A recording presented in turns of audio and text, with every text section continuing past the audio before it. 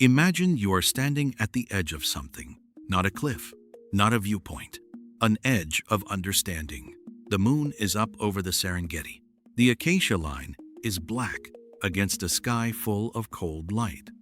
Somewhere behind you, dry grass crackles once, then stops. You assume it was the wind. It was not the wind. You are standing inside a conversation that has been going on for millions of years. And until this moment, you did not know you were in it. Welcome back to African Wild Mind. If you have never subscribed, now is the time.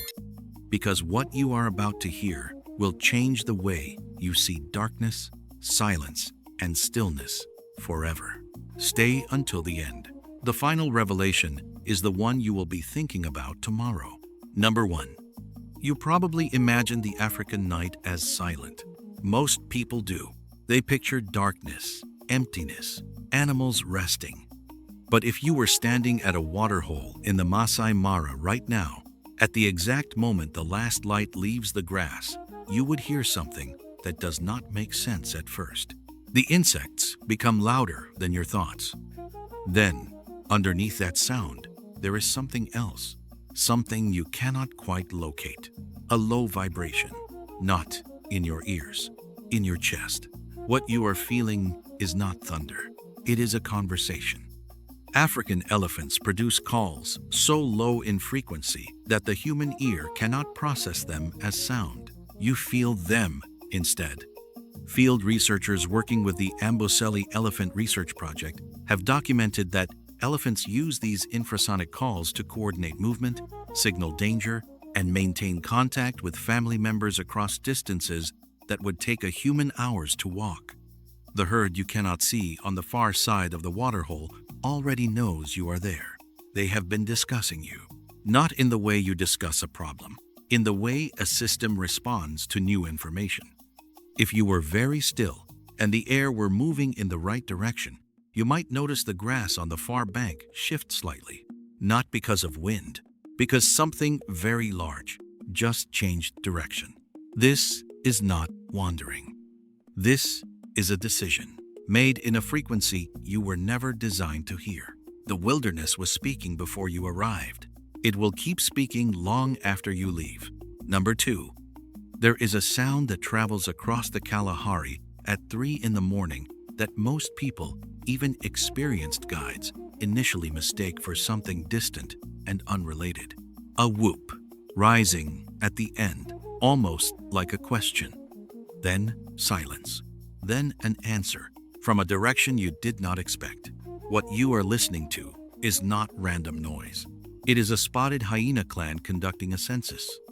The Mara Hyena Project, one of the longest-running carnivore studies in Africa, has shown that spotted hyenas maintain complex social hierarchies that require constant communication to sustain.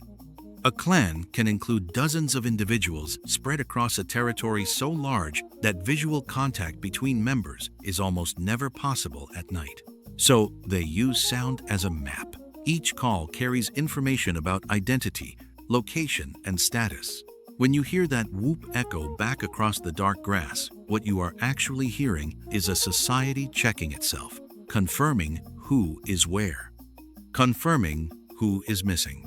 If you were lying in your tent 50 meters from that sound, you would probably pull your blanket tighter. That is a reasonable response. But what you would be missing is this. The hyenas are not calling because they are hunting you. They are calling because they are governing themselves. The sound that frightens you is the sound of order being maintained. It is negotiation. It is administration. It is a civilization operating in a frequency most humans have decided to be afraid of. The darkness did not create that sound. The darkness is just where that society lives. Number 3. Stand at the base of an acacia tree in the Kruger at dusk. Run your hand along the bark.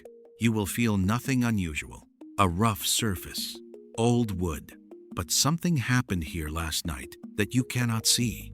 A leopard passed this tree, slowly, deliberately. It pressed the side of its face against the bark and dragged its body along the trunk in a movement that looks to most observers like stretching or casual contact. It was neither. What the leopard left behind is a chemical message so precise that another leopard passing this same tree hours later will know the sex, the reproductive condition, the approximate size, and the emotional state of the animal that was here before. Sabi-Sand field researchers tracking leopard movement have documented how these scent corridors function as a kind of invisible road system across the landscape. Every marked tree is a post. Every post carries current information. If your flashlight passed over that bark at sunrise, you would see nothing. But the leopard that arrives at midnight sees everything. This is not a tree, it is a message board. And the message was written in a language that has been evolving for longer than our written words have existed. The leopard that reads it will pause. It will process.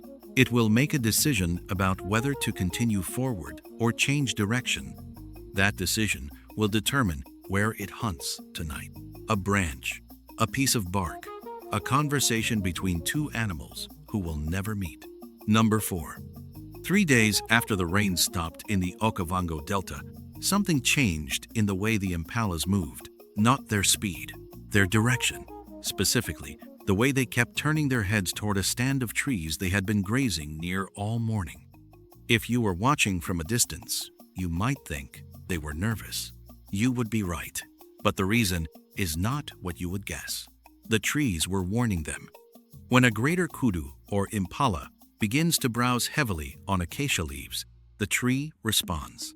It increases the tannin concentration in its leaves, making them bitter and difficult to digest.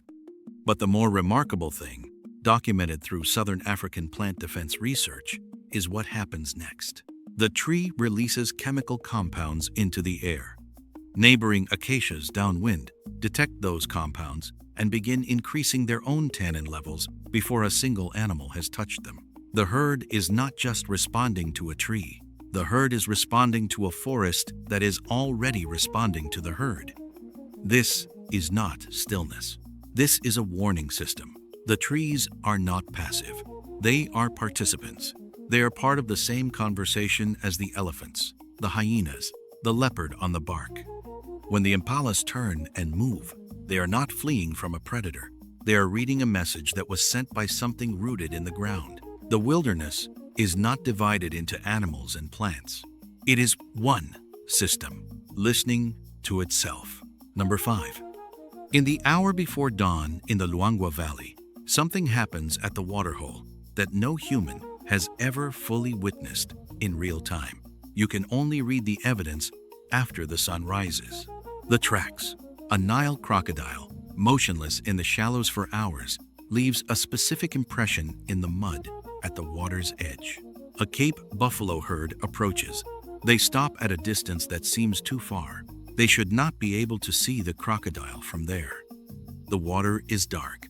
The crocodile has not moved, but the herd stops anyway. And then, one by one, the older females at the front begin to read the mud. Not the water, the mud. The compression patterns around the waterhole's edge tell them how recently something heavy and low-bodied moved through that area. The shape of a pressed track, the direction of disturbed silt, the faint chemical trace left by a reptile dragging its belly across wet ground.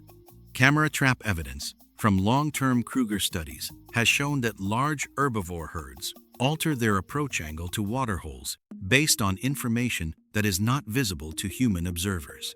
They are not guessing. They are reading.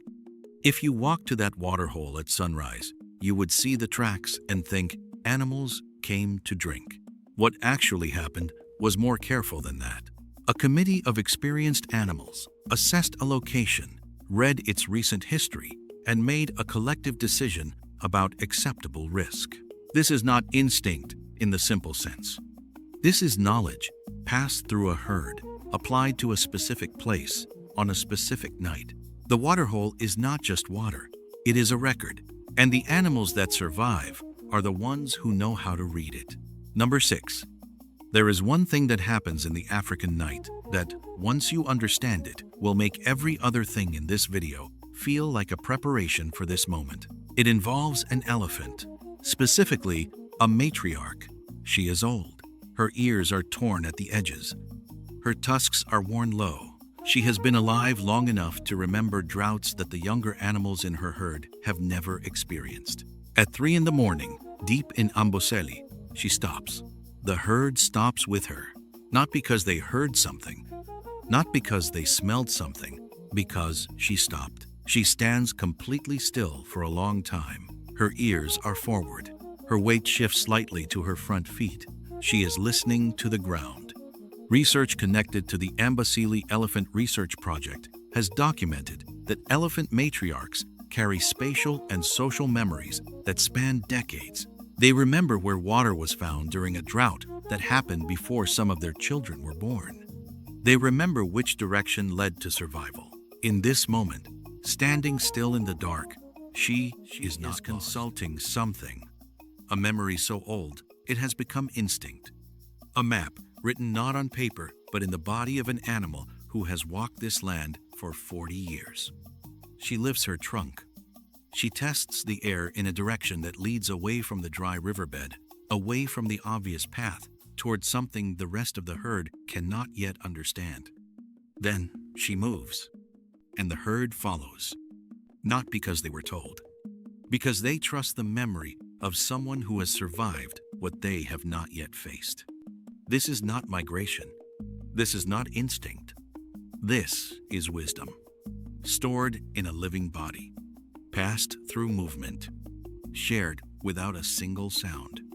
If you were standing there, you would see a herd of elephants walking quietly into the dark. You would not see what is actually happening. You would not see 40 years of memory being used to keep a family alive. The wilderness is not a collection of animals responding to the present. It is a library, and the oldest animals are its keepers. The moon is still up over the Serengeti. The acacia line is still black against the sky, but it is not the same line it was when we started. That dry grass that crackled behind you, it was not the wind. That low vibration in your chest, it was not thunder. That branch with the rough bark, it was not just a tree. That silence before the herd moved, it was not empty. What you were standing inside all along was a system so layered, so ancient, so quietly intelligent that most humans walk through it their entire lives without hearing a single word it says. The African night is not dark because nothing is happening. It is dark because what is happening does not need light to continue. It has been continuing for millions of years. In sound below hearing, in chemicals on bark, in tracks pressed into mud. In the memory of a matriarch walking her family toward water she remembers from a drought no one else survived. You were never looking at emptiness. You were looking at a world you had not yet learned how to hear. If this video changed the way you see the African wilderness, tell me in the comments, which moment stayed with you the most? Was it the elephants feeling a conversation in their chests? Or the matriarch walking her family through the dark on 40 years of memory?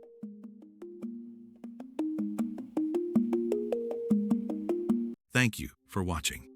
If this story made the wild feel a little less silent, subscribe to the channel, leave a like, and share it with someone who loves animals, nature, and the hidden side of the wild. You can also follow us on X, Facebook, and Instagram. Links are in the description. There, we'll share short wildlife stories, strange animal facts, visual moments from the wild, and updates when new episodes are released. Until the next one, keep watching closely. The wild is always saying more than it seems.